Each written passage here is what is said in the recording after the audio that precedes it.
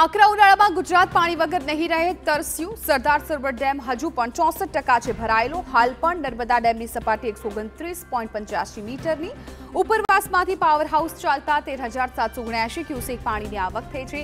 પીવા અને સિંચાઈ માટે 18,229 ક્યુસેક પાણી છોડવામાં આવી રહ્યું છે। નર્મદા ડેમમાં 3,187.94 એમસીએમ લાઈવ સ્ટોરેજ પાણીનો જથ્થો છે।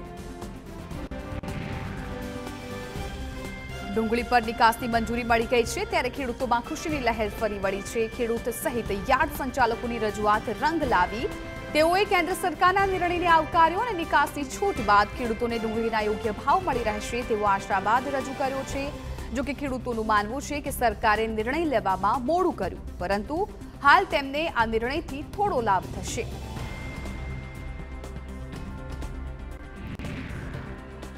ભાવનગરમાં ફરી એકવાર પેપર ફૂટવાની ઘટના સામે આવી છે। એનસીસી સર્ટિફિકેટની પરીક્ષામાં પેપર ફૂટતા પરીક્ષા રદ કરાઈ છે। ભાવનગર અને અમરેલીના 448 જેટલા કેડેટ્સ પરીક્ષા આપવાના હતા।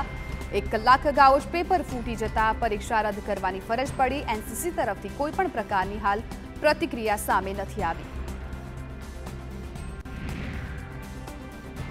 ગિરનાર દત્તાત્રેય શિખરને લઈને જૈન ધર્મ સંરક્ષણ મહાસંઘની હાઈકોર્ટમાં અરજી કરી છે।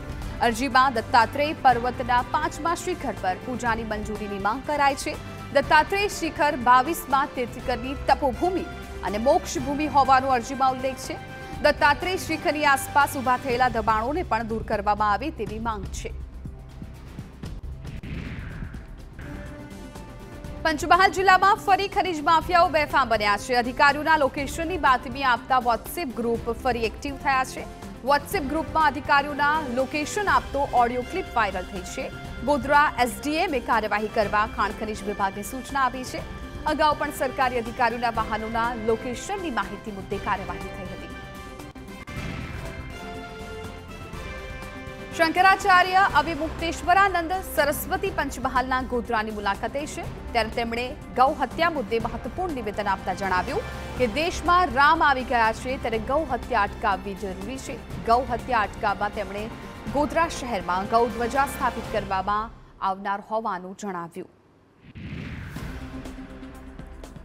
અયોધ્યા શ્રી રામની પ્રાણ પ્રતિષ્ઠા બાદથી જ સમગ્ર દેશથી ભક્તો દર્શન માટે ઉમટી પડ્યા છે અને ગુજરાત પણ સેવા કરવામાં પાછળ નથી રહ્યું।